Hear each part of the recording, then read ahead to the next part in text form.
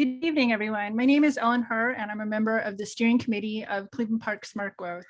Welcome to the third and final installment in our series on housing. As we stated in our first webinar in January, the commercial areas of Cleveland Park and Woodley Park will be the focus of a design and development analysis by the DC Office of Planning. That process is slated to kick off later this spring and will take up to a year to complete. The goal of this process is to envision how these two areas can deliver the most housing for a range of incomes in a way that is architecturally compatible with the historic districts that exist in the area, and do it through a lens of racial equity. Our last program focused on the current housing challenges we face today. What does housing affordability mean? How is the gap widening between people facing housing challenges and the homes and apartments that are available in Ward 3? And what is the impact of this challenge? And based on what we learned in session 1, what current barriers face us as we consider possible solutions? In this final session, we will hear from people on the front lines of providing new housing across the district and the region. We will discuss steps we can take to add more neighbors to our community and from a range of incomes. Our panelists will also talk about the tools available to add more affordable housing and accessibly priced housing, as well as the hurdles we need to lower to get there. After our panelists each give a short presentation, we will have a discussion among them, and participants on the webinar will then have a chance to ask questions in the Q&A. And now to introduce our first speaker. Our first speaker is Gwen Wright.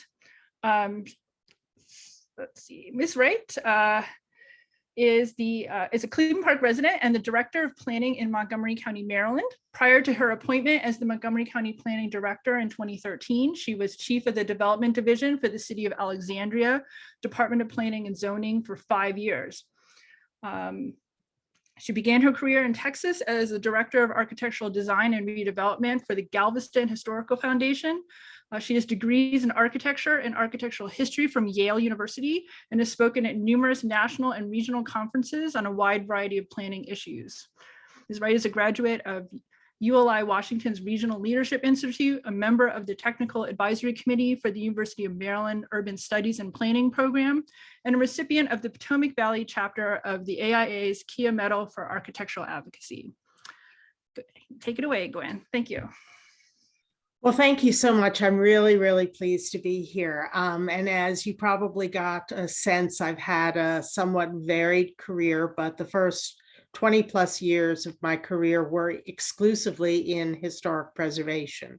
And that's one of the things I love about Cleveland Park. It's why our family chose to live in Cleveland Park. We love the buildings, the history, the architecture. But I also have a background in architecture and design, and I strongly, strongly believe that there are a lot of great ways to help historic neighborhoods evolve so that you maintain the things that are really important about those neighborhoods, but also allow them to grow into the 21st century and to add other kinds of uses. I'm going to share a PowerPoint presentation, a little bit about what we are doing in Montgomery County, and it is a lot of information which you may know or not know. A lot of things that are similar to the challenges facing Cleveland Park, some that are different. In Montgomery County, really what we're trying to focus on is an initiative that we call Housing for All. And it's a challenge because although people think of Montgomery County as a very suburban area, it actually is a mature community and it's pretty well built out. Over 80% of the land in the county is constrained. So there's very little developable land left. One of those constraints that we have that is a significant issue is that over a third of the county is zoned for exclusively single-family housing. More than another third of the county is in open space, and either between parks or through our our agricultural reserve, which is a really important part of our planning in Montgomery County. We have over 90,000 acres that have been zoned for agriculture and rural open space. It leaves very little land left for any kind of new development, but most especially for housing. We were very, very involved in the COG Regional Housing Initiative and talked a lot about the challenges that we're facing in Montgomery County. What that means for us is that we're challenged to produce about 43,000 more units in the next 10 years. And 75% of those we hope would be near transit, 75% would be affordable to AMIs below 120%. Our county is very committed to this, and our council actually did pass a resolution supporting this initiative. We know that some of these issues are actually being talked about on a national level. We're really excited about the fact that the current administration, including folks at HUD, but the White House itself, is really focused on this idea of how exclusionary zoning has impacts on racial discrimination, on economic stagnation, on the whole problem that I think many of our families are facing about where are our young people going to live. What we've discovered in Montgomery County is, although we're very committed and we're working hard, we are not meeting our housing goals. To meet those COG goals, we'd have to produce about 4,300 units per year. And you can see from 2020, we were below 2,000 units produced in that calendar year. So we have a long, long way to go. We are looking at all options to try to increase our housing growth. What we're also seeing is that a huge decline in home ownership that is most dramatic for households under 35. And you can see the blue line are households under 35. You can see how it has dipped since 1990. And that is a problem for our whole region. We are a region in Montgomery County in particular that is getting older. You know, I'm a boomer, I admit it. And, you know, there are too many of us owning houses, and we need to have opportunities for young people to come to take jobs in this area, to make investments, to buy houses, and to become parts of our community. And I see it with my own kids. I have a 20-year-old daughter who has said to me, you know, Mom, I'm probably never going to be able to own a house in DC, much less in Cleveland Park. And that's really sad to hear. And it's something I think we'd like to change. So how we've defined this problem is really the cost of housing across Montgomery County is outpacing inflation and the growth in incomes. You know, and our neighborhoods are becoming attainable to fewer and fewer households. And you're going to hear me talk about this word attainable a lot. We are not talking necessarily about deeply affordable housing for people who make, you know, 30 to 50% of the area median income, which in this area in very broad terms is around $100,000. We're talking about people who make 80 to 120% of the area median income, really not being able to attain housing. Montgomery County is actually very fortunate in that we have had a inclusionary zoning program since the 70s. We've produced a large number of moderately priced dwelling units for folks who make 60% area median income and below.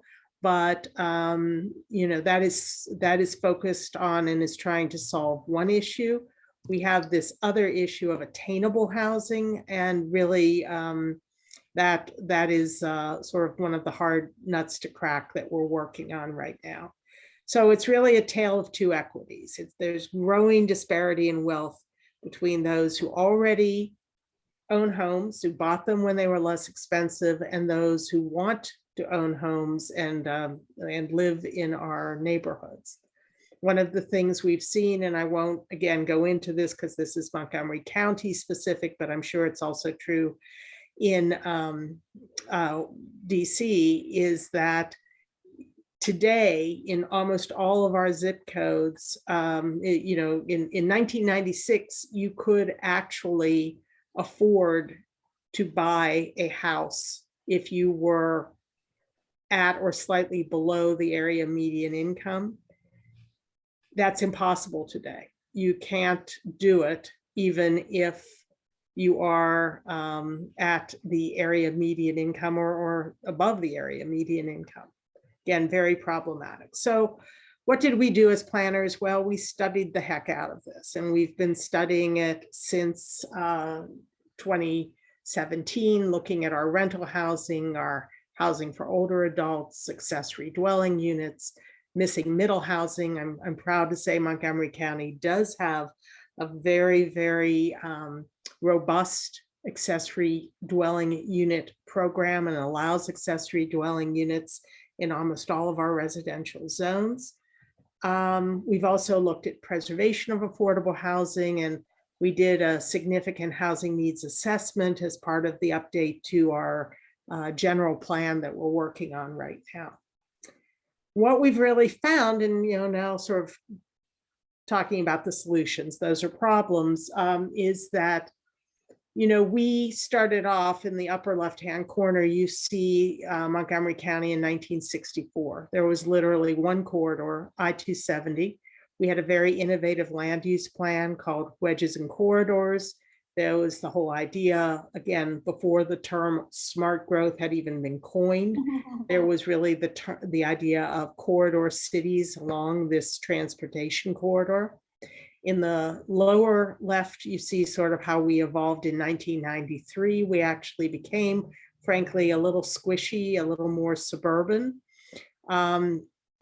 What you see on the right is how we're thinking about Montgomery County today as a web of transportation corridors with nodes of growth along each of those corridors. We've added a robust BRT, bus rapid transit plan for the county, and the purple line that you see towards the bottom of the image is the Purple Line, which is a new light rail system that's under construction between Bethesda all the way into Prince George's County to New Carrollton through College Park. It's a major public investment in transit. And part of our idea in this is, and this is sort of a before and after of a corridor in the Silver Spring area, is that we can take areas where we are planning for bus rapid transit and other kinds of transit and create density that could be about, again, what we're showing with these units is around, believe it or not, 60 units per acre. They look like townhouses, but they're actually much more dense than that. And we think there's lots of ways to produce more density along our corridors. That's a major focus for us. We've been talking about different scales of attainable housing. That larger scale is what you saw in the image that's on the right of this slide. We're talking, 4 to 5 stories, some medium scale and small scale, including duplexes, triplexes, quadruplexes, and accessory dwelling units in most of our single family neighborhoods. And again, we're looking to try to make sure that we're doing the right kind of development with the right kind of processes for reviewing that development. And we're embarking upon a whole series of corridor area plans to enact the large scale. Again, what we see is our goals is increasing the diversity of housing options, meeting our housing supply, trying to unravel those exclusionary aspects of our single family zones to diversify our communities and diversify our housing stock. As I tell folks, it's all about choice, housing choice, and create more opportunities for home ownership for households in more parts of the county. We are moving forward on Housing for All. These are a few projects. Some of them you may hear about more from some of the subsequent speakers, including in the upper left, the Lindley at Chevy Chase Lake, which was a partnership between our Housing Opportunity Commission and EYA. On the right, the Octave, which is actually a condominium project in Silver Spring, with units that generally sold for $300,000 or less. The Canada Dry building on the lower left, which again is an example of historic preservation and new development, retaining an important landmark in Silver Spring, but really adding a lot of additional density, but doing it in a creative way. And the property that you see on the lower right, it's not a great picture. It's all I had at the moment. But when we redeveloped and built our Silver Spring Library, we also worked with a private nonprofit housing partner to do a about 14-story building that is 100% senior affordable housing, which was really needed in Silver Spring. And again, I just want to end with this slide. I am a preservationist at heart. I believe that historic preservation and housing are two goals that can work together. Many years ago, this is a project on Georgia Avenue in Silver Spring where we had a number of single family sort of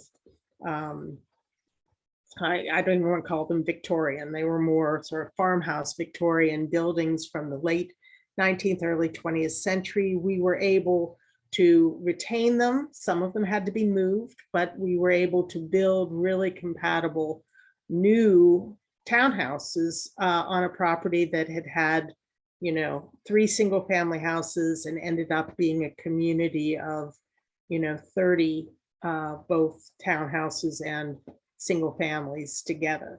So I truly, truly do believe in historic preservation. I believe in housing, and I think the two things can absolutely work together.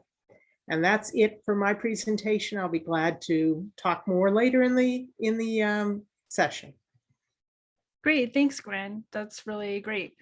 Next, we will hear from Aakash Thakkar, Ward 3 resident and Chief Acquisitions Officer at EYA, a local development firm. His responsibilities at EYA include leading acquisitions efforts for the company and managing new development projects through the sourcing, financing, and entitlement process. He serves on EYA's partnership and investment committees. Aakash is a full member of the Urban Land Institute and a member of the Merit School Board of Trustees. He was a member of the Obama for America Finance Committee and a co-founder, along with his wife, of the Thakkar Galarakis Scholarship Fund for St. John's College High School. Aakash has a BS in Accounting and Political Science from LaSalle University and holds both an MBA and a master's in City and Regional Planning from Rutgers University. He is a native Washingtonian and resides in Washington, D.C. with his wife and 2 children. So over to you, Aakash. Well, good evening, folks. Thank you, Ellen, so much for having me this evening. And, I just want to say that to David and Ellen and Bob Ward, you guys are the sort of stars of the show tonight because you're doing really good work in terms of educating, your communities on how things might be different and or better. So, I'm going to share a couple of projects that EYA has worked on that could be considered in places like Cleveland Park. But before I do that, I want to hit on a couple points that I would think are not open to debate, but it's a struggle because, and sort of my question for the evening is, I think there's a broad general consensus that cities evolve and grow. They're living, kind of breathing, entities almost. Housing needs for people and families evolve and change. For that matter, the definition of family has evolved and changed. I think this region, we like to think of ourselves as progressives by and large, not everybody. And, I noticed that in the word progressive is the word progress. And a lot of, I think what we're talking about today is how do we make progress and evolve our cities and close-in suburbs, in the case of Montgomery County and other places we work like Arlington and Alexandria. And why is there a pushback to that? And a comment I'll make is that, in many cases, we are being outrun by Montgomery County and Alexandria and Arlington and even in some cases Fairfax County in terms of the ability to push for and produce new housing for a host of different demographics. The last thing I'll say before I jump into my presentation is, I think it's a true statement that, like most goods and services, housing prices are a result of supply and demand. Sure, housing stock in Cleveland Park or Chevy Chase, DC, where I live, is very nice, but should it cost $2 million to buy a new home in one of those neighborhoods? It probably shouldn't, but the issue is there's far more demand than the very scarce supply. And what Gwen talked about is, on the one hand, affordable housing, which is subsidized housing, which can be built with public subsidies and other such things. And Patrick McAnaney, I think we'll talk about some of that. He's our last speaker this evening. But there's also attainable housing, which is, again, maybe some of the other sketches Gwen showed, where how can you take 10 single family lots, put 30, 40, 50 units that might be smaller, but have great amenities on that same amount of land. And just by the fact that there are more units and smaller units, make them somewhat more attainable. So, for example, Gwen's daughter might be able to live in a place like Cleveland Park. So I think those are some of the things that I'd love to talk about in the Q&A in terms of better understanding why there's this push against change and how can we work together to sort of build bridges and make real progress. So I'm not going to talk too much about EYA. We are an urban infill development firm in and around the city. We've been around for about 30 years. And as you can see on the top right, tackling the region's most complex development opportunities with the hopes of maximizing value for local communities is really what we try to do. As I think Gwen may attest, we really like to get in there with communities and roll up our sleeves, got good financial capacity. And at the end of the day, we want to be, not a part of the problem and not only building housing for high income earners, but really building housing for all across the spectrum. And we think that that's something that needs to be done and that we try to do. So I'm actually going to talk about two projects, maybe more if I have a minute. But the first one is one that Gwen mentioned, and I think it's applicable in places like Cleveland Park on certain sites. But this is a project that we did with the Housing Opportunities Commission, which is the housing authority of Montgomery County, and they own public housing. And this project was, you'll see it if you go north on Connecticut Avenue, maybe a half a mile south of the Beltway. On the right-hand side, it's right on top of a Purple Line station that they are now building, and right adjacent to a big redevelopment of what's long been known as Chevy Chase Lakes. And so this piece of land, somewhere in the 7-acre range, so large piece of land, but similar to some of the examples Gwen showed us, a situation where there were approximately 60 moderate income apartments on this site. And we worked together with the Housing Opportunities Commission to say, how can we do a number of things which would increase the affordable housing supply, increase market rate housing supply, and frankly, make the site look and feel better and be a better contributor to the built environment, particularly with the Purple Line coming, as we hope it will someday soon. And so we demolished all of those existing 60 low and moderate income housing units owned by the Housing Opportunities Commission. In its place, we built a 200-unit building on a relatively small piece of the site. And that building is 120 market rate units where there were no market rate units, and 80 affordable and workforce units. So when you have 80 units of new affordable and workforce plus 120 market, and you've already replaced all of the affordable housing on the site in that relatively tall building for DC standards that you see in front of us on the left-hand side. And then in addition to that, as you can see, look at the site plan on the bottom right and then the architecture on the top right, the remainder of the site as it flowed back into the community are fairly high density townhomes, 3, 4-story townhomes. Those are generally 16 to 20 units per the acre, whereas a single family home might be 4 or 5 units to the acre, just to give you some perspective. And even within those townhouses, there are approximately 62 townhouses, and of those, there are 10 more affordable units, so a total of 90 affordable units where there were 60, and much more housing, a fair bit of market rate housing, 120 market rate apartments, another 52 market rate townhouses. So, an almost doubling of the affordable housing on the site, an inclusion of, close to 200 units of market rate housing, which is needed in this part of town where there are jobs close by, both in Silver Spring and in Bethesda. And I would imagine a very significant increase in tax base for Montgomery County as well. And places like Montgomery County do a wonderful job, and I don't want to lose this thread, in terms of taking those funds and then reinvesting them writ large into affordable housing initiatives through the Housing Opportunities Commission or through their Department of Housing and Community Development. So tax base is an important part of this discussion, because the more tax base we have, the more, let's say in the district, for example, Mayor Bowser can take and put into the Affordable Housing Trust Fund, which then can be used by nonprofit developers, for-profit developers like EYA to add affordability to the housing that they're producing, even beyond what inclusionary zoning is.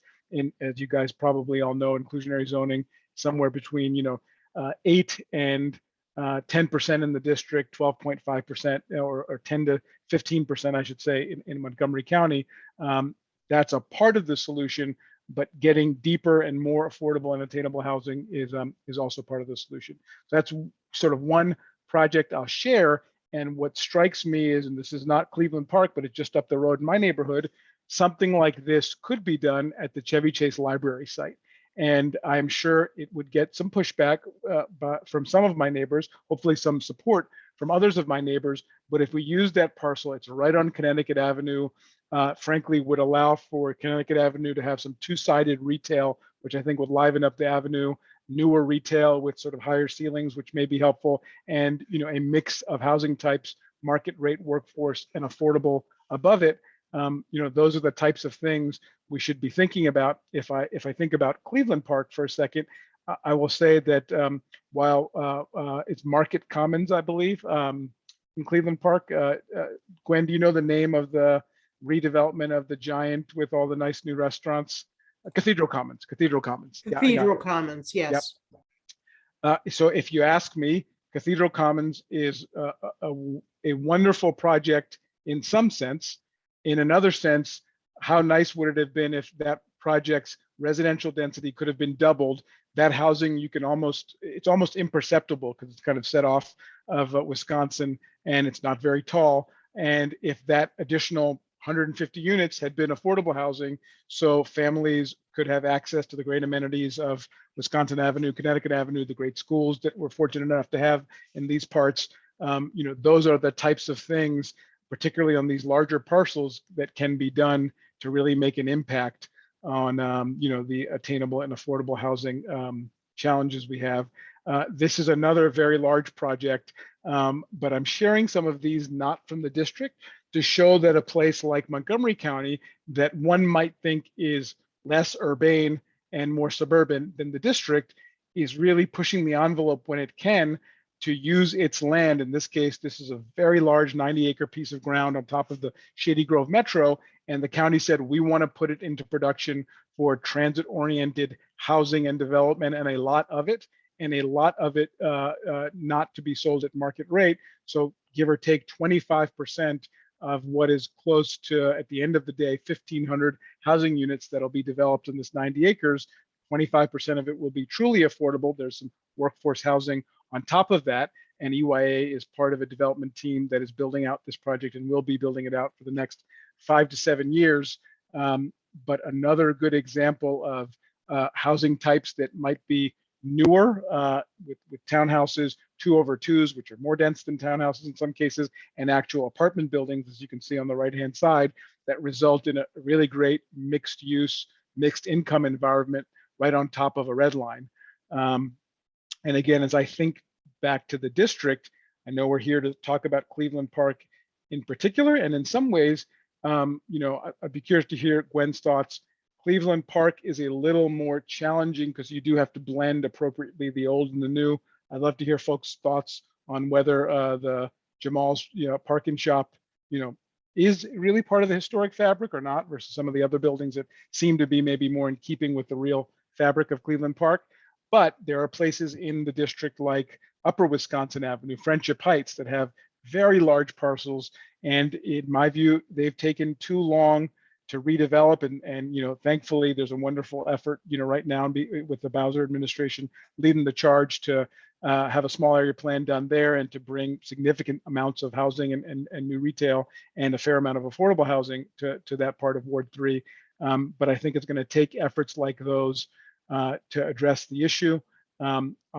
One last project I will mention in the District of Columbia. This is in southeast Washington, D.C., just south of the Southeast Southwest Freeway, close to the ballpark, where UIA worked with the Housing Authority in the district to redevelop an old, fairly decrepit public housing project called Arthur Capper Carrollsburg, and turn 8 blocks of that into a real mix of what look to be townhouses, not dissimilar from one of the sketches that Gwen showed, but are in fact townhouses, stacked flats, and affordable workforce and market rate homeownership units scattered through 8 city blocks, total of, call it 300 units across those 8 city blocks. Again, a real intentional effort to mix housing types in Washington, D.C. And at the end of the day, as you think about a place like Cleveland Park, and they are having this discussion in Montgomery County as well, but there may need to be, given what I said at the top of my presentation, the fact that cities are evolving and changing, families are evolving and changing. The single family house is probably unaffordable for the younger generation who's growing up in the city, and it may not even be the right housing type given the types of families and or the lifestyle in terms of grab and go and not wanting a high maintenance in a big yard. So I think we need to start thinking a little bit differently, and that might mean that some places that have single family homes may need to be examined for uses that are slightly more dense to make a dent in this issue. And the unfortunate part, if you really think about it, is there will have to be a massive effort, and I'm going to stop here, in my mind, if we really want to produce enough housing at all levels, market rate, I'll call it market rate, attainable, workforce, affordable, if we really are up to the challenge and don't want to become Seattle or San Francisco, which I fear that we have frankly already started becoming, housing production is the only way. There's no other way to address housing costs and housing production across all income levels. And I think it starts, frankly, with political will and the desire to change, and then the implementation of that change. And you guys heard Gwen talk this evening, and she certainly talks a good talk, but I can tell you in Montgomery County, they also walk a good walk and are taking on these challenges and pushing hard. And there's clearly political pushback at the highest levels in some cases in Montgomery County, but they persevere, and hopefully we're a good partner to them. And they're, they need to do more, district needs to do more, but sort of they're on the right track in terms of understanding the challenge and trying their level best through multiple avenues to address it. So I'll stop there. Thank you, Ellen, for the time. No problem. Thank you so much, Aakash. That was really great. And lastly, but not least, we have Patrick McAnaney. He serves as a project manager at Somerset Development Company, a DC-based affordable housing developer. At Somerset, he works on development projects, new pipeline opportunities, and public policy issues in Washington, D.C. His experience includes financial and economic analysis, project and operations management, and urban planning. Prior to joining Somerset, Patrick worked as an economics researcher for 1776, a local civic tech startup incubator, a project manager for a downtown project in Las Vegas, and an operations manager for a social enterprise in Brazil focused on solid waste management. He was also a Fulbright scholar in Brazil, researching urban economic development issues. Patrick has a master's degree in urban and regional planning from Georgetown University, a master's degree in development economics from Johns Hopkins University, and a Bachelor of Arts degree in history and policy studies from Rice University. So take it away, Patrick. Great. Thanks, Ellen. So what I'll be talking about a little bit today is the specific challenge of building affordable housing in areas west of Rock Creek, such as Cleveland Park. And then I'll talk a little bit about how that kind of relates to some of what Gwen and Aakash have been talking about as well. So for background, my company, Somerset Development, we're an affordable housing developer based in Friendship Heights. And we've been very focused on this question in our recent work of how we actually finally bring some affordable housing to Ward 3 and what the major challenges are in trying to do so. So I'll talk a little bit about the challenge of site acquisition and what makes Ward 3 a little different from some of the other areas around the city. I'll get into the math a little bit to explain some of the finances of affordable housing and try and kind of peel back the layers of what makes affordable housing a bit challenging with the numbers. I want to talk a little bit about that theme about affordable and market rate housing, if they're in competition with each other or if they actually complement each other. And then last, I'll show a few examples of some projects we've worked on just to give some idea of kind of architectural features and how we think that relates to Cleveland Park. So site acquisition. To understand affordable housing generally in DC, it's key to understand there's basically three ways affordable housing gets built. One, which is the most common, is affordable housing preservation. A lot of those are deals with the Tenant Opportunity to Purchase Act, when tenants have their buildings come up for sale and they have the right to a first refusal to actually buy the building. But so a lot of work that different nonprofits and other affordable housing developers do is preserving existing affordable housing and rehabbing it for long-term use. Another common way is when the city is facilitating projects themselves. The city owns the land and they sell it off for new development. And so it's kind of a city facilitated process. And the third is when you have occasionally a socially minded landowners. In DC, the biggest source of that has been the faith community, when churches are selling property that they own to do redevelopments and are willing to focus a little bit more on the social mission of bringing affordable housing. So those are kind of the three ways traditionally that affordable housing gets built. On the first, preservation, you can't preserve what you don't have.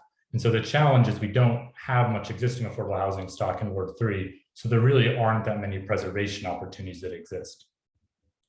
Second, publicly owned land. There are certainly some examples of government-owned land in the area where we could potentially use that to do new developments and create a lot of new affordable housing. But the reality is the vast, vast majority of land west of Rock Creek is owned by private entities. And just like when you own a home and you go to put it on the market, anyone who owns a building will generally want to sell to the highest bidder. You might try and hope that you can get someone to accept a lower price, but similar to the way you would sell your own home, it's very rare that anyone is willing to accept a discount when they're trying to get rid of a major asset that they own. And so when you're out there as a developer, it's actually very similar to buying a house, right? When you're trying to acquire new properties. Sometimes properties are on the market, a broker will put out a package and then everybody's bidding on it. You can also make unsolicited offers, direct outreach to the landowners. But as I mentioned before, generally what an owner wants is the biggest price and they want to close on the contract as soon as possible. And when you're in a very hot real estate market, as we are in DC and especially west of Rock Creek, you have a very intense competition for bidding up the price of land, and you're always trying to maximize the price because you don't know what other offers other folks may be making. The other thing to point out is that there's really no historical precedent for large-scale production of affordable housing in wealthy communities. There's not well-established business models that exist to do that, and you have to compete in the private marketplace for property. As I mentioned, if you're going after regular private-owned land, you're up against kind of normal folks who would be buying it, whether to hold it and operate as an existing asset or to build on it. And so as a result, fundamentally, you have to be financially viable in the projects you're proposing. And I would actually say that there's three different ways that a project has to be financially viable. A, you need your funding to cover your expenses. You obviously have to have enough money to pay the bills to buy the land and build the building. The second, as I mentioned, you have to be able to close quickly. So it's not just an idea of lining up all these different funding sources long term. If you're trying to buy a property from someone, you have to be able to close relatively quickly because the owner is going to want the money as fast as possible. And third, and I think this sometimes gets underappreciated, you actually have to have incentives for people to want to do this work. And that applies whether you're talking about for-profit companies or even nonprofits or the government. Humans respond to incentives. And so if you're expecting folks to go out and try and do these new projects, you have to make sure that we have incentives aligned that are actually going to bring folks to the table to do the work necessary. So that brings me a little bit to the math and some of the numbers of how this works. So just like when you go to buy a home, when you're building a new building, you're going to be using both debt and equity. So when you buy a home, the debt that you get is going to depend on how much you're willing to pay per month, which depends on your income, and also what interest rates are. As we all have seen recently, interest rates have a huge impact on home prices. And so as interest rates fluctuate, the amount of debt you can take on changes a lot. And similarly, when you're building a building, you're not looking at your own personal income, but you're trying to understand the income that the project itself generates, how much you earn from rent, and what your expenses are to figure out how much of a loan you can support. And of course, the challenge is when you have an affordable project, your rents are lower, your income is lower, and it means you can't take out as large loans as regular market rate projects. And when you're buying a home, the equity you put in is usually the down payment that you put in up front. For developers, some developers are big enough that they can use their own internal funds, but often you're raising money from third parties. And those third parties are going to expect a return on their equity, right? They could just take their money and go put it in the stock market. So they're going to look for some premium to hold the money up with your project instead. And so there's kind of a premium that they'll expect for doing that. For affordable projects, usually there's just simply not enough return to be able to attract third-party investors. And that's why affordable housing developers often use a tool called low-income housing tax credits.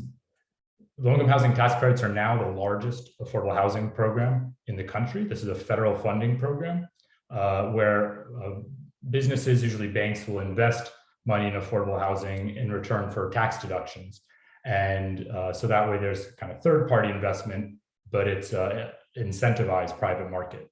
And this is now the largest program in the country. It's larger than public housing, it's larger than tenant vouchers, it's larger than Section 8, and it's continuing to grow over time. But the thing to understand is that even with a mortgage and your tax credit equity, it's usually not sufficient to cover your cost of the project. So in affordable housing, we're always talking about the gap that you have between your sources, the funds available to you, and your uses, which are your costs. And so you can try and plug that gap through getting grants from foundations or other charitable organizations, operating subsidies such as vouchers that actually boost your rent levels. So the government's paying part of the rent and the tenant is paying part of their rent, and that way you can get a larger mortgage. Or you're looking for additional debt, what you kind of call a second mortgage, and that's what DC's Housing Production Trust Fund is. It's an additional loan you take out to help fill that gap. So this is basically the way you'd normally work with an affordable housing project. You'll have your mortgage, your equity, whatever gap financing you have, grants or second mortgages. Then you have all your costs, which are your construction costs, the costs you pay for the land, the cost for your architect and permits and lawyers, all the fees you have to pay associated with that financing, and a developer fee, because again, no one's going to do the work for free. Companies, and this is true for both for-profits or nonprofits, they have to have a fee that basically is the revenue for them to keep going as an entity. You often hear people ask, why don't we get more affordable 3-bedroom apartments when there's clearly such a need for it? So there's demand that exists. And so here's an example of some numbers that I ran. This is a little while ago, so some of these numbers are out of date. But if you look at kind of the average 3-bedroom affordable rent for someone making 50% of the area median income, the mortgage that you can take out is about $190,000. You'll be able to raise about $82,000 in LIHTC equity. But if you look at the cost of construction, the cost to buy land, again, assuming that you're trying to purchase the land from someone at a market price, what happens is you end up with a large gap.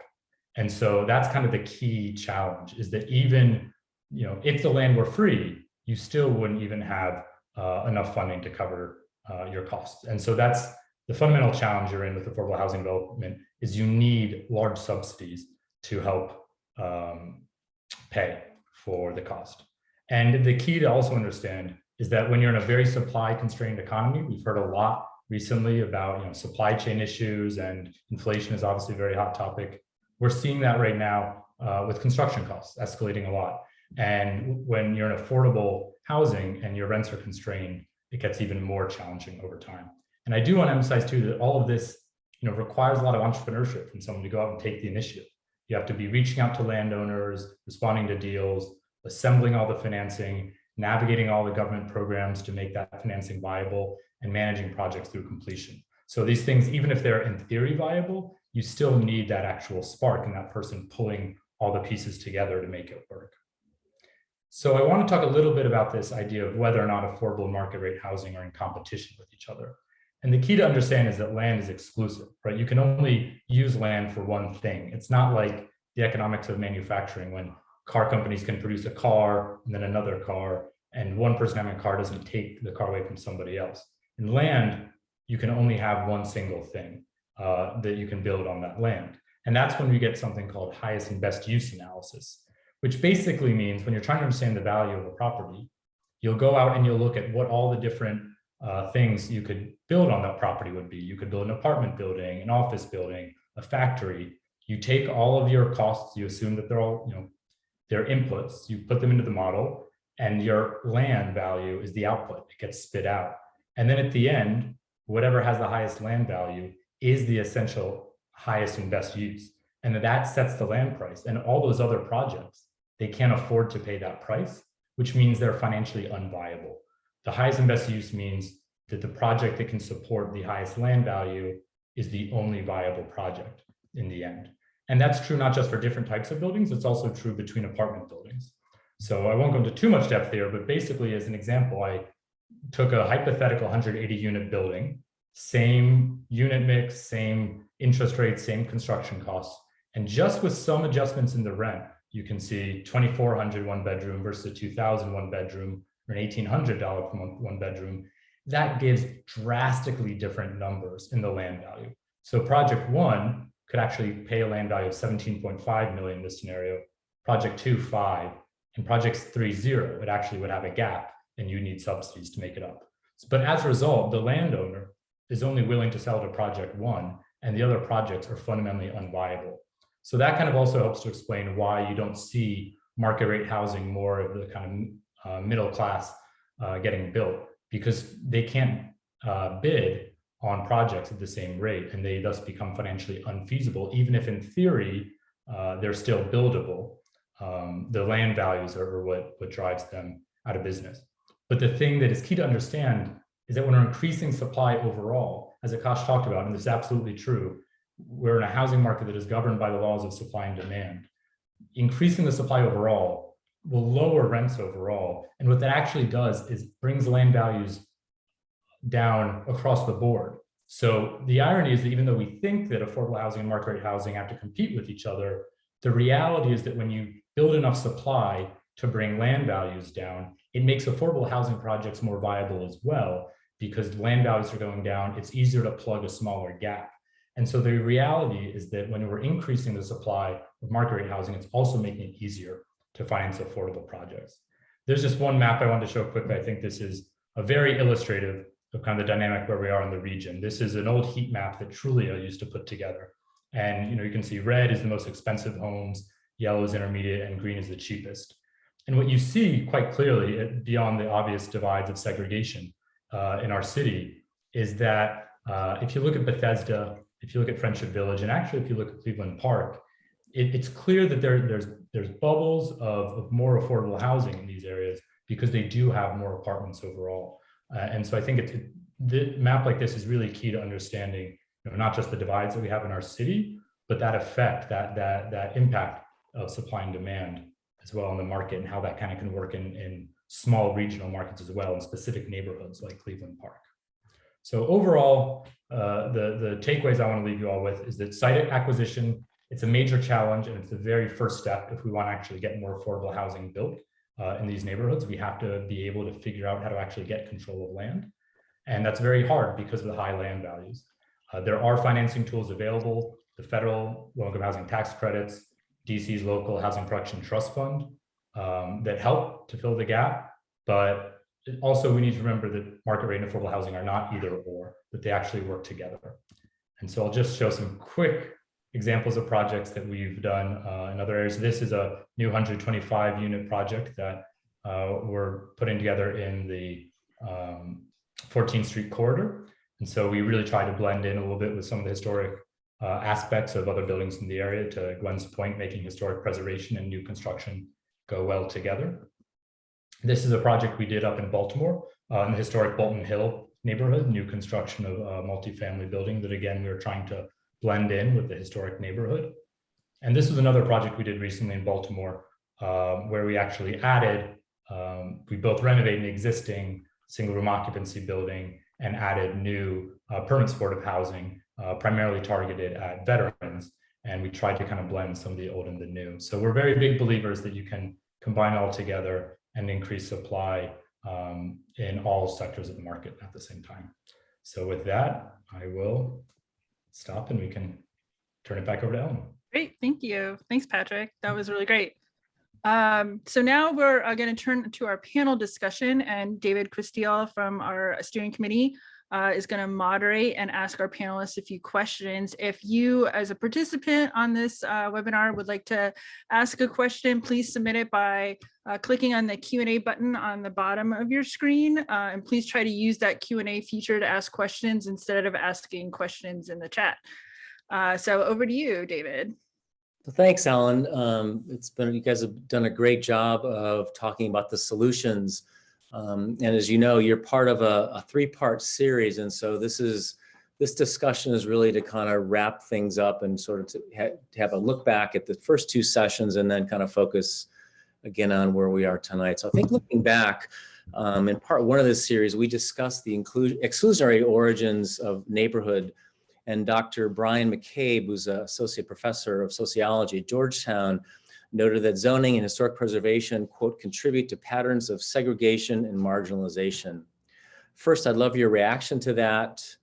And then secondly, which is the focus of this, what can we do about it? If you want someone, go ahead, Gwen.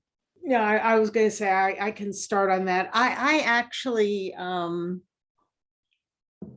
don't really agree that the source of all of our problems is single family zoning and historic preservation. I think that it's a much, much more complex issue. I was sort of schooled in historic preservation in projects in Savannah, Georgia and Pittsburgh, where historic preservation was actually used to provide large quantities of low and moderate income housing that was renovated, lived in by low income people, people of color, managed by the residents. So, I honestly do not think historic preservation is the enemy. I think historic preservation is a way to sort of say, there are certain things about a community that we value, that we want to retain. But, as Aakash said, we aren't trying to, I don't know of a historic community, perhaps other than Williamsburg, Virginia, that is saying, we're trying to put something under a under a dome and never see it change. I truly do believe that the best historic preservation allows those historic buildings to evolve in time and to maintain a great sense of place and character for those communities. So I don't see it as an either or. Okay, thanks, Gwen. Aakash, Patrick? Sure, so I'll chime in. I guess I think we all agree that sort of the answer is not to writ large rezone all of Washington, D.C.'s single family neighborhoods. At the same time, I'll tell you what my struggle is in these neighborhoods, and I'll give you an example. Cathedral Commons, I had friends who were involved in developing that project, And I see some of the most ardent opponents to that project, as they should, by the way, walking and enjoying a beautiful, spring day at any one of a number of restaurants, which wouldn't be there without that project, right? And so here's my struggle, even before you get to, whether or not single family housing, and I'm not saying it's bad, but I think it's fair to say that just because of its prices in certain locations, like these high cost cities, they are not available to those who don't have generational wealth. I'll say it that way. It's impossible, even Gwen's daughter, right? Unless you're gonna, maybe you'll sell the house, Gwen, and then she can buy one, or you'll give her the house. Who knows? But my point is, I think there should be a broad-based acceptance and acknowledgement that there's an issue. And so, no, the answer in Cleveland Park is not to demolish the single-family neighborhoods, but yes, the answer in Cleveland Park and in Chevy Chase is to look at our corridors and find ways to adapt them with, more and better and different housing types, with, a fairly large part of that housing being affordable or attainable or workforce.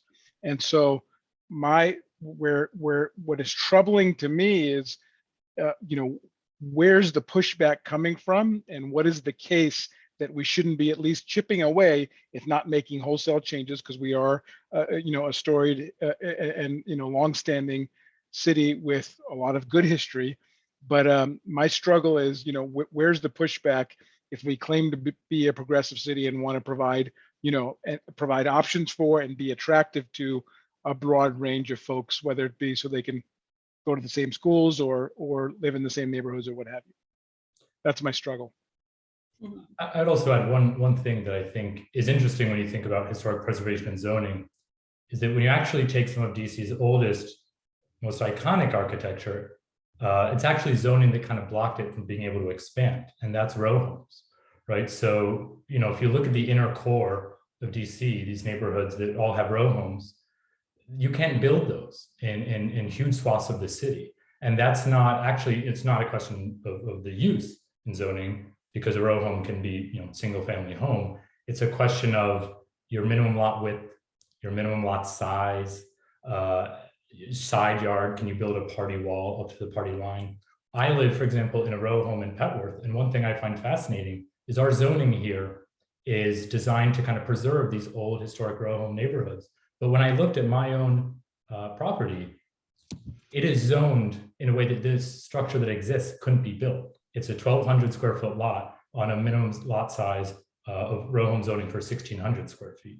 And so I think that it's interesting. There's actually a lot of opportunities for us to take the original historic character, the historic architecture that we have, and expand it to new places if we're smart about using zoning. So it's not, zoning and historic preservation don't always have to be opposite, to Gwen's point.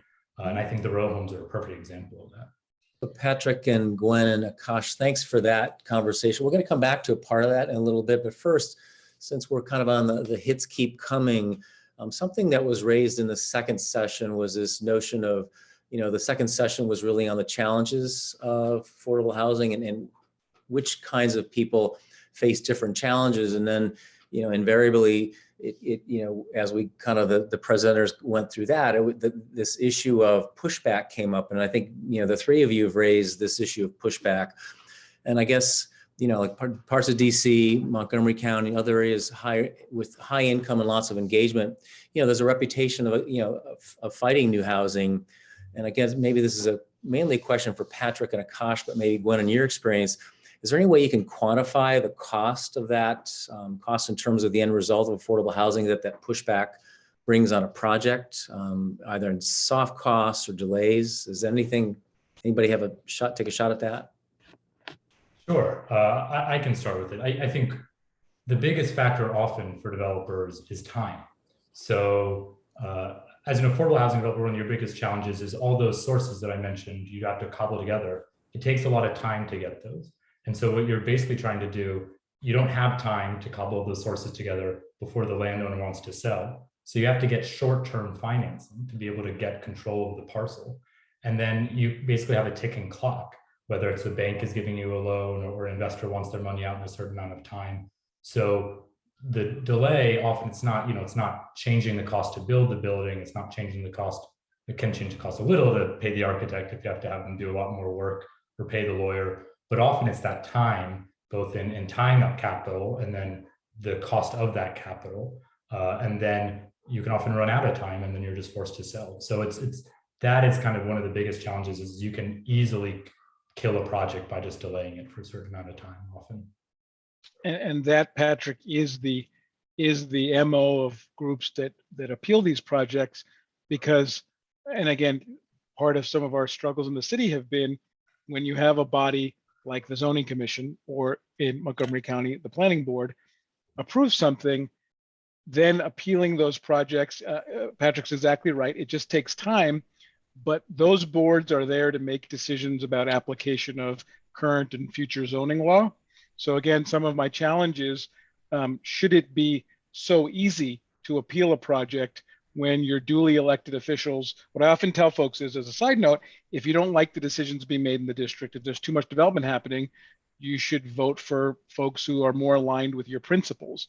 But we do have a democratic system in which decisions are duly made.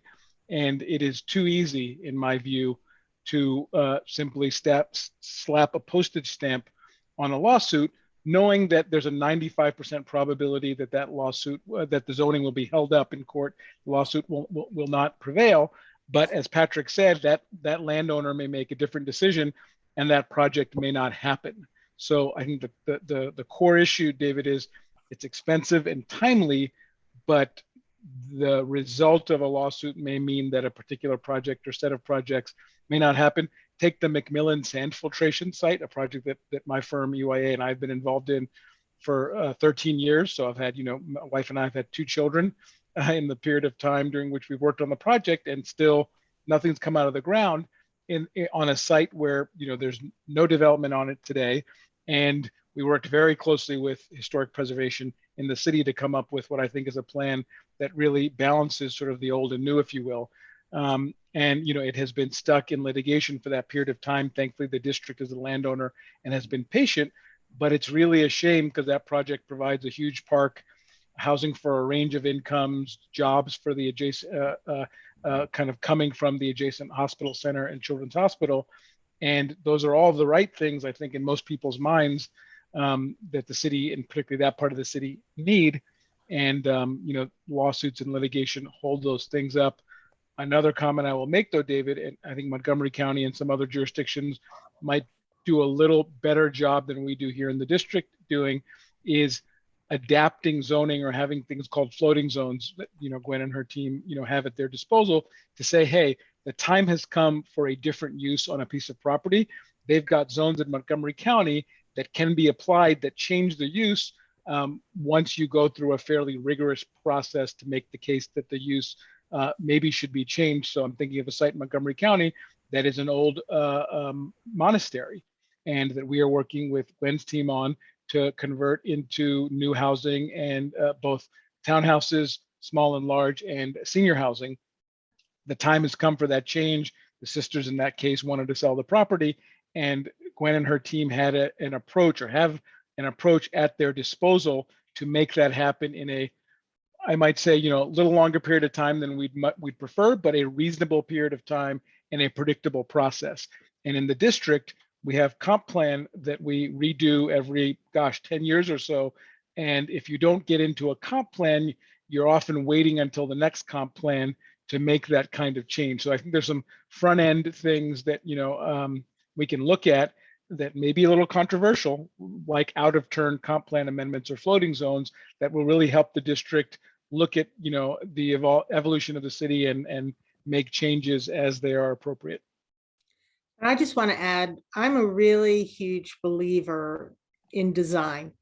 And I think that good design can help turn people who have been opposed to a project into advocates for the project. When we were working on a controversial master plan for the West Bard area, I actually got a number of the nearby residents and I put them in my car and I drove them down to Cathedral Commons, and they all remembered the old giant that was there. And when I took them into the new giant, I showed them how easy it was to park in the garage, how great the giant was. We walked around and looked at all the restaurants. We looked at the scale of housing. And, you know, those people became less adversarial as we moved through the Westbard process. We still had a lot of folks who were adversarial, but I can't get everyone in my car to drive them around and talk to them one-on-one. But some of the people we talked to who were longtime neighborhood advocates sort of said, oh, well, if this is what you're talking about, I can imagine this in my neighborhood. And so I truly do believe that sometimes you have to really talk about design and how really excellent design can mitigate some of the concerns.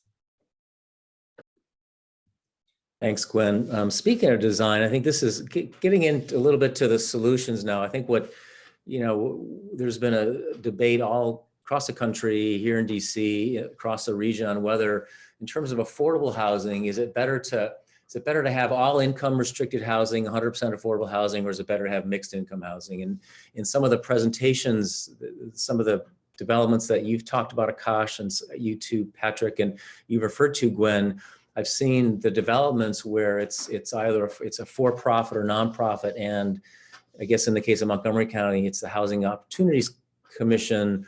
I think in Alexandria, it is a housing authority, and the same thing in DC. Could you talk about, I mean, the pictures look great. Could you talk about the kind of the experiences of that, both the design from the program design, which is having these mix of incomes with essentially market rate units, housing authority units, and tax credit units, and then also the design process, as Gwen's saying, in terms of how those developments are designed in a way that, you know, that you can do more of them. I just want to say that Montgomery County, which has had this inclusionary zoning, this moderately priced dwelling unit program since the 70s, has been a huge advocate of mixed income housing. In fact, it's actually been a little bit of a hurdle for us because under the low income housing tax credit, you really need to do essentially a 100% affordable project to use that low income housing tax credit. And so it's been a little bit of a hurdle to convince folks that some 100% affordable buildings are okay.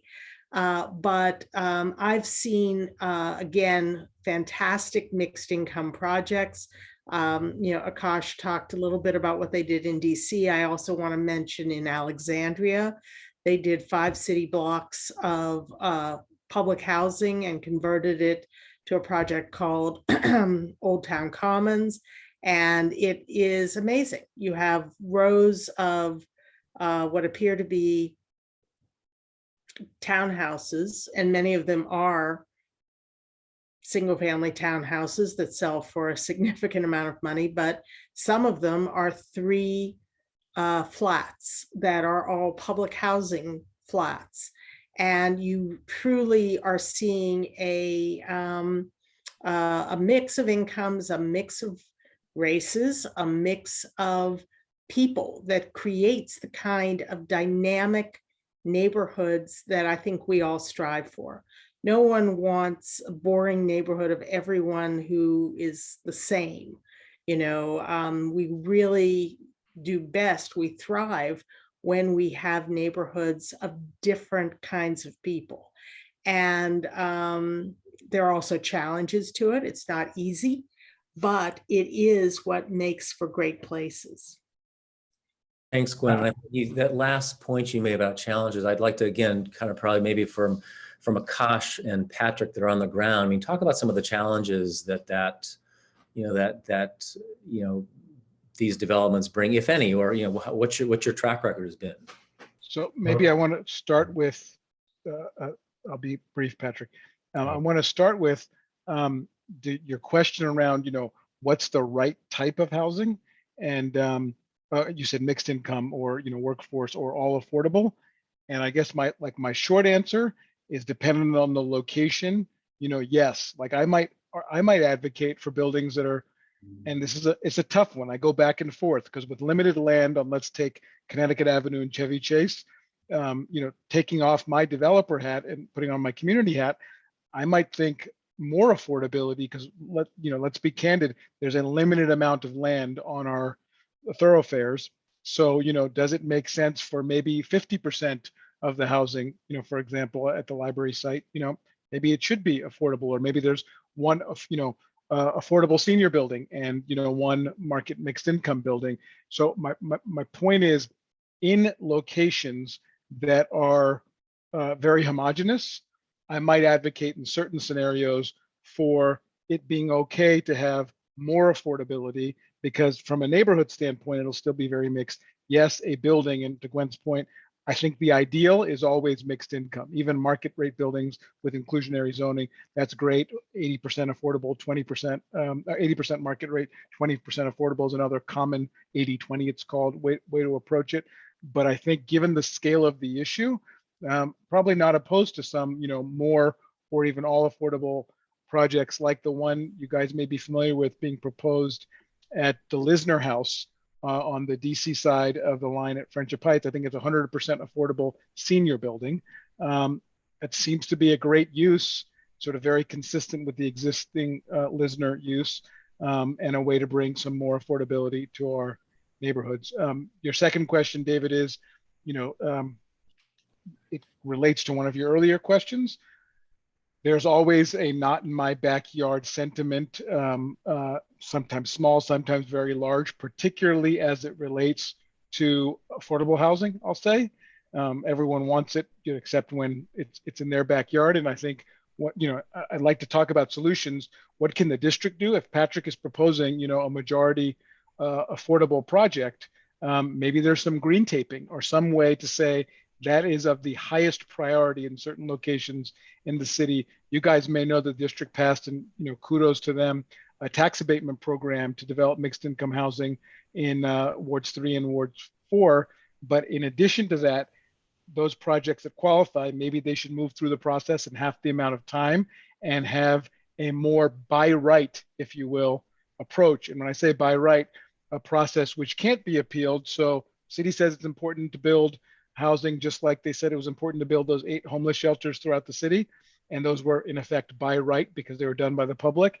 There might be, a notion to this idea of making some of these projects more by right, to Gwen's point, with maybe a design review done by the city, because design's critically important in our urban neighborhoods, but not make them go through a lengthy appealable process if the public policy objective is clear. I just wanted to add quickly, we certainly agree. We're very strong believers in mixed income housing. We actually own and operate many Section 8 properties in DC. And although we very much support the Section 8 program and preserving those, we also recognize that there's a lot of challenges that come with kind of large scale over-concentration of poverty, just like you see problems that emerge in areas in Ward 3 where we have over-concentration of wealth. I think one thing that is interesting to think about, so the LIHTC program now has tried to create income averaging, where you can actually average a whole range of incomes across a building, all the way up to someone making 80% of AMI. That's a family of 4 making 100,000. And so that really is what we think is the sweet spot. You can have folks who are very low income, folks moderate income, folks a little higher up. The challenge actually is DC, for very understandable reasons, limits all new housing production trust fund to very low income, to 50% AMI and below households. So right now that tool doesn't work with income averaging to create an actual mixed income community. So we understand there's obviously so much need at the low income end of the spectrum. They want to focus there, but the tools aren't really lining up to create new affordable mixed income housing yet. So I think there's a lot of policy work that still needs to be done there to make those blend together better. Well, thanks, Patrick and Gwen. I think there's one question in the chat that I want to get to. I think it's a short answer, but it's this issue of, in terms of solutions. I mean, there's design issues, but I guess in terms of construction types or going to modular construction, is that anything that's worth exploring for us? I do want to mention briefly one solution we've looked at, which we think has promise, although will certainly take time to develop the technology, is panelized construction. It's not full on modular, but there are companies in the DC metro area and up in Baltimore that build kind of full wall sections where they actually have robots that come and can help do the cuts for windows, and they can build, and this is very key, all of your mechanical, electrical, and plumbing systems into the wall, so it can work a little bit better there. I think the technology still, has some way to evolve, and it's much easier to start at a smaller scale, individual homes, row homes, because those are fundamentally less complex. The bigger your building gets, the much harder it is to build this kind of Lego piece all together off site and then assemble it. So I think there's some promise, but I think the technology also has some ways to go. And the struggle is when you're in a boom and bust industry like real estate, it's hard to keep the momentum going for the technologies to really flourish long term. Thanks, Patrick. I don't know if Aakash or Gwen, anything that you're seeing in your communities? I would say that some of those solutions, let's take modular, for example, they work very well, or could work very well. I don't have any experience with them on large pieces of land, where you kind of can create something out of whole cloth. Urban, by definition, is sort of infill, and you're sort of, building within sites and having to be more sensitive to surrounding community. So I think it adds a layer of challenge to answer the question, and probably cost. And so when we have looked at it for urban sites, as we sit today, the cost of, let's say, a townhouse largely made in a factory, for example, or shipping containers, for example, the costs just, are more expensive than what it would be to build it on site. That could certainly change over time as, technology advances. But it's surprising to me in some ways that as much as technology has impacted so many facets of our life, that the easiest and cheapest way to build a building is doing the majority of work with, a nail and a hammer, or a concrete truck, or many concrete trucks on site, right? So I think there's hopefully a lot of wood to chop in that arena. I think that we've got,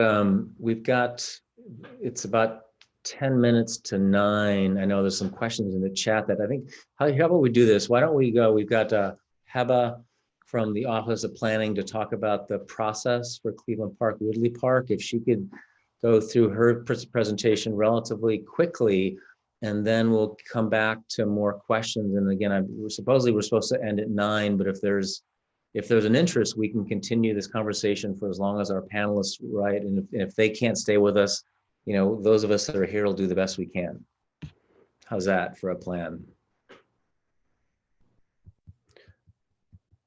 All right, Heba, you're on. So welcome, Heba El-Gawish. El-Gawish. You are our planner, so walk us through the process. Sure. Cleveland Park, and then we'll have some times for questions, hopefully. Welcome, thanks. Thank you. Thank you for having me. Good evening, everyone. Thanks, David and Bob and Cleveland Park Smart Growth for having me tonight. I really enjoyed listening to all your presentations and the discussion with the panelists. It's really great to hear, especially from other counties and in our region. So thank you, Gwen, for giving us a little bit of insight on what Montgomery County is doing to tackle affordable housing issues. And of course, Patrick, always breaking down the complexities of building affordable housing. So thank you for that. So yes, my name is Heba El-Gawish. I'm a neighborhood planner with the DC Office of Planning. I will be managing the upcoming planning process for Cleveland Park and Woodley Park. The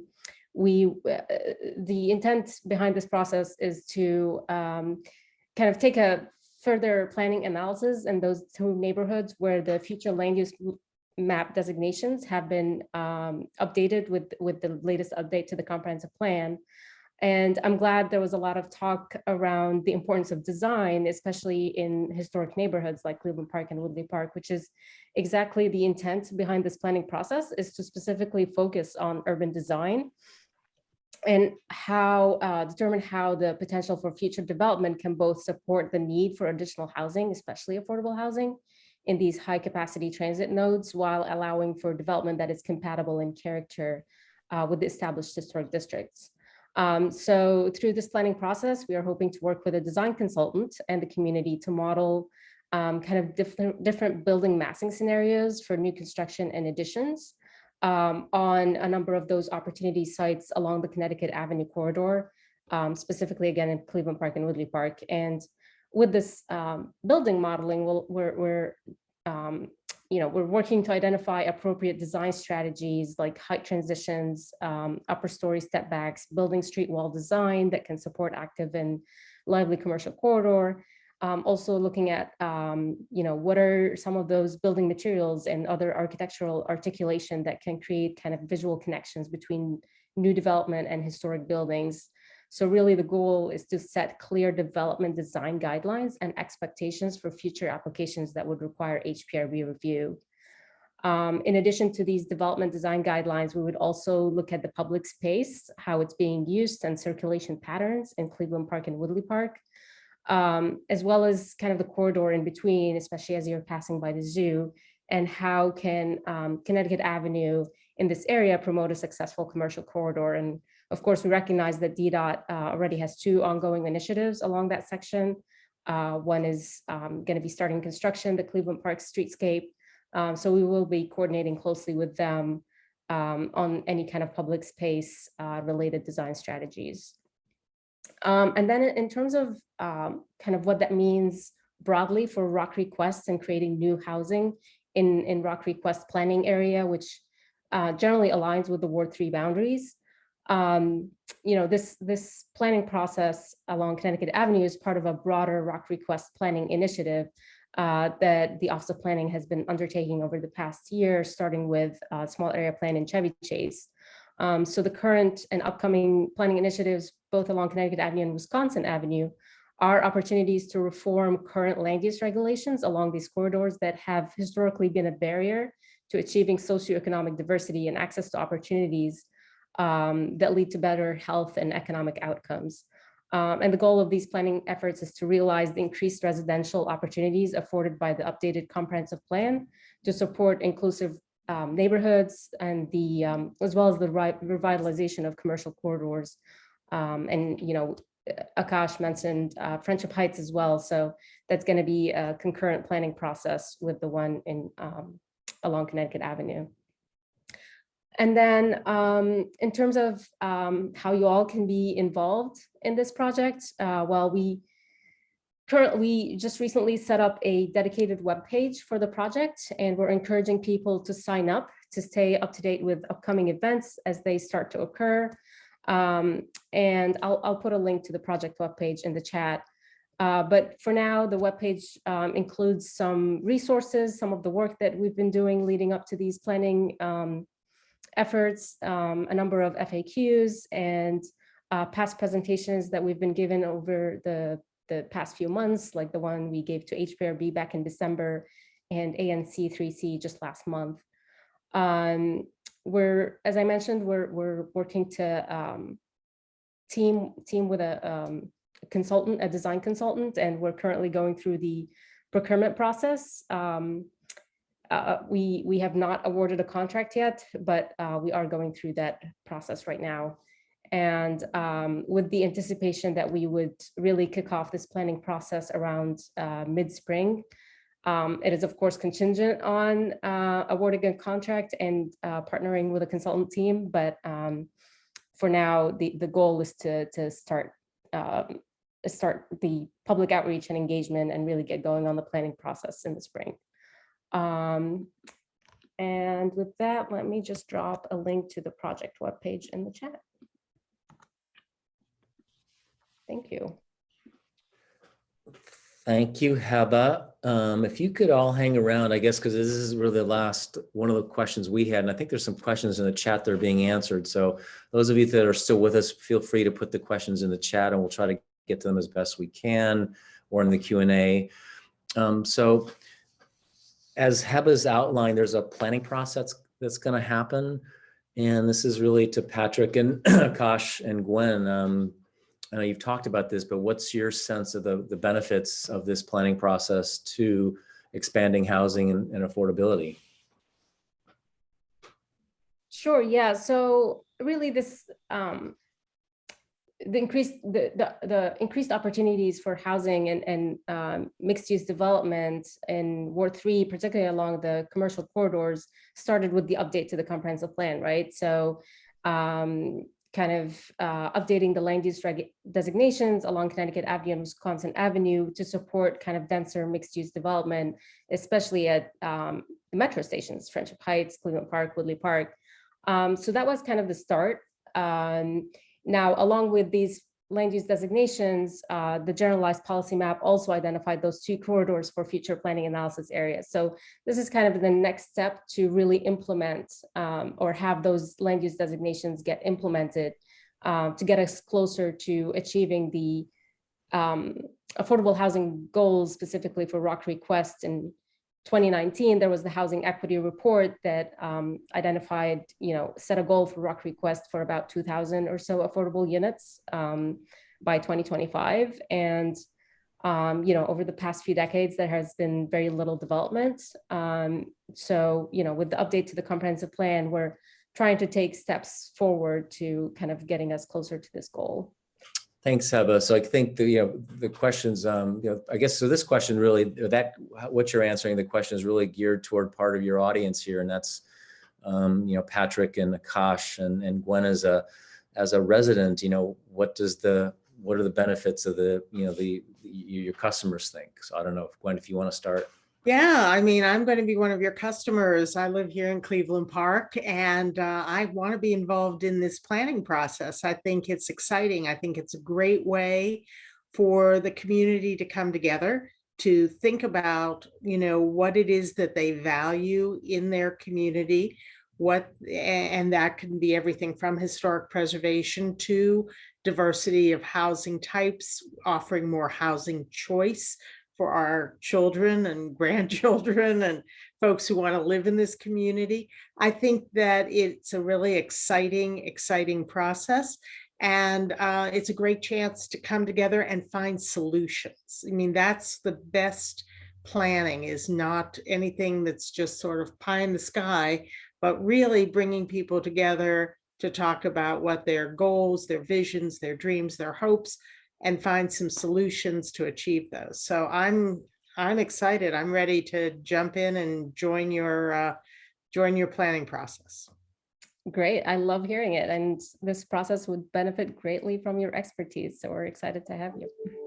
I'll say that one thing I would add, Aakash, is certainly for us, that as we're evaluating opportunities and looking in the area, the predictability that comes from kind of having a planning process like this is helpful. And I just want to kind of echo what Gwen had said earlier, that we also believe very strongly that, you can actually design really guides a lot of the process. And so I think certainly as developers, it's always helpful to understand what are the design features that the community cares about to kind of help, create new buildings, but ones that fit in with the style of the neighborhood. Obviously, there's a lot of very specific historic style in Cleveland Park. And it's always helpful to have kind of suggestions on design that can be passed along to architects as new buildings are coming up. So I just want to say, agree with Gwen from as a neighbor predominantly, maybe EYA will have some role in something on one of the corridors, but we don't as of this moment, and super excited as a resident. So I'll speak for, Friendship Heights, but, I just think that it's such a great opportunity to build mixed income housing and have new cool retail, and frankly, to the design points made, create a place like Friendship Heights is the neighborhoods behind it are nice, but there's no there anymore. And I'll share just some perspective. I grew up in the city, and bread and chocolate on Connecticut Avenue was like the place to go for brunch. And so 14th Street and H Street, none of those places had any of the buzz and activity that they do now. And unfortunately, in my mind at least, our wonderful strip of retail or 3 blocks at Chevy Chase by the Circle has fallen on hard times. I mean, there are several blighted properties, which sort of blows my mind. The American City Diner as one example. And so, these processes are great because we need some shots in the arm in these locations. And, I guess the one question that still nags at me is there are certainly those people, Gwen, who through good design, if they're reasonable, can get there, but there's still, and I'd say particularly in the city, maybe more so than Montgomery County or more so than some parts in Montgomery County, this very diehard group of folks who oppose change. And that, David, to answer a lot of your questions, for a long time, politicians have listened to those groups and have had to, just because, it's a democracy and people vote. And so yeah, I'd love to just think about how can we, in a bridge building way, to all of your points, make the case that the city is changing and evolving, and we need to embrace some of what we've talked about here tonight to allow the city to grow. Right, Aakash, that's a good question. And I think we're sort of looking at some of the questions in chat, and one of the questions in there is about the PUD process. And, as I look at it, and we've talked about this, I guess, what's the March 16th, 2022 wisdom on making the PUD process better so that we get, better development, better design, wider range of housing types, and a wider range of price points or affordability? I will jump in quickly on that. We've used the PUD process before to build affordable housing, and I think it is a very key tool for building affordable housing. And so we're strongly supportive in finding a way to make sure that it works. I think one thing that we've seen is that it's actually interesting. If you look in the zoning code, the PUD process is not very clearly defined in the actual text. It's kind of very open to how the process works, but as a result, it kind of leaves this weird limbo that I think often leaves a lot of people not feeling very satisfied. And so I do actually think that one opportunity is to go take a look at the specific regulations that govern the PUD process and create more clarity and more simplicity about the process. I think will end up creating a process that makes more people feel comfortable. I think will help to identify what is a lawsuit that's raising a legitimate concern versus more kind of a nuisance lawsuit if there's a more clearly spelled out process for how it should work. That's one opportunity, I think. Other than that, I don't know how it's going to be resolved fully. Yeah, one thing I mentioned, Heba, I don't know if you heard, but and maybe Gwen, you can talk a little bit about this, is in other jurisdictions, not just in Montgomery County, there are, in some places it's called an out-of-turn comp plan amendment. In other places, floating zones are used to get at the same end, which is if there's a piece of land or pieces of land that didn't have their land use changed in the last comp plan, but it's clear to many, or call it the ANC in the district's case, and the community, or some members of the community, that a change in land use or an increase in density or whatever it may be is warranted. There are tools to do that, even if the comp plan doesn't say that X monastery in Northeast should be allowed to be developed into moderately dense housing, for example. And so to me, I guess what I'd say, David, to answer your question is we've done a lot of PUDs at EYA, and the litigation is a big concern. And I know Heba and her team are well aware of that, but I'm hopeful that as we continue to work with Office Planning in the district, there are ways that are really, here's the way I'd say it, a city should never tie its own hands if it thinks that it should be doing something different from what has happened before because the comp plan says so, because the comp plan might be stale, the comp plan might have missed something.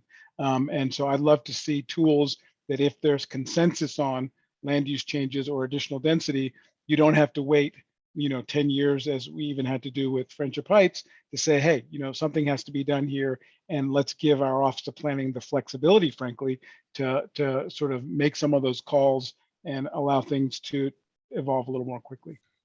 And I'll just mention Alexandria, where I worked for 5 years, I thought had a great process, which were called coordinated development districts, which were essentially a rezoning, but they were also tied in with a development special use permit. So there was really a it was a rezoning, and it was allowed to proceed without a change to the comp plan, but it had a really detailed level of review and architectural review and community participation. And I actually like that process even better than our Montgomery County process. And it resulted in some excellent projects in Alexandria.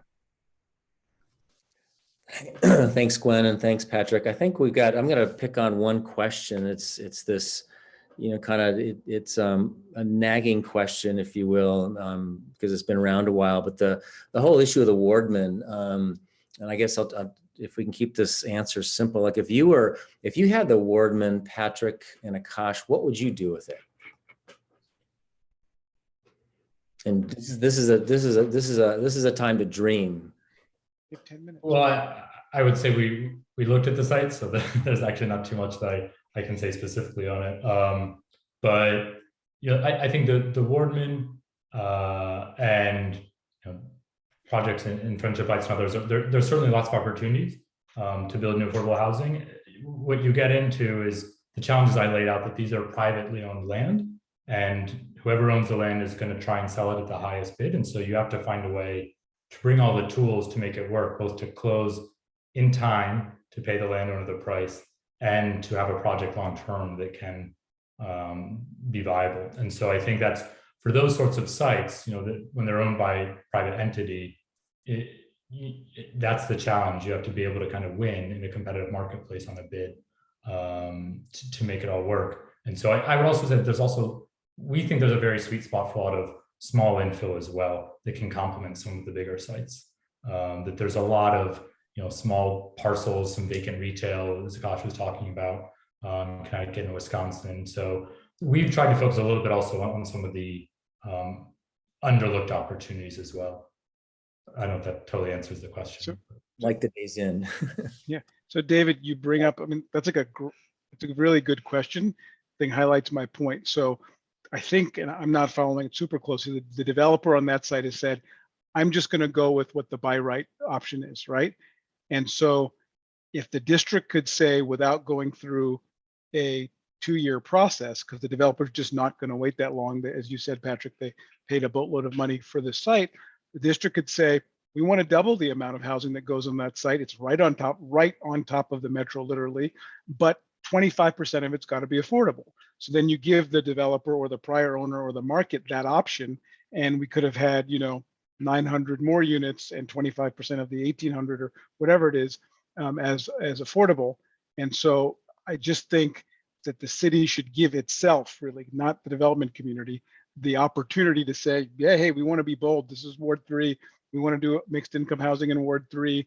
Prime piece of ground has, come to our attention, and we want to make, kind of a spot, I'll even call it a spot change, spot zone, however you want to describe it, to ensure that we're maximizing really our most precious resource to address this housing challenge, which is available land, right? So if it were me, I'd love to see a way, and they're not going through the PUD process because they think they'll be appealed, and I'm sure they would be.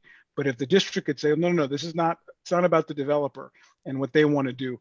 We have a policy priority. In fact, like Office of Planning so ably did at Walter Reed, for example, where, Office of Planning kind of set the tone there and said, it's going to be dense and there's going to be a good amount of affordable housing, but we're not going to make it such that once a developer gets involved, they can be appealed, because the plan is set and the envelope is generally set, even before they get involved.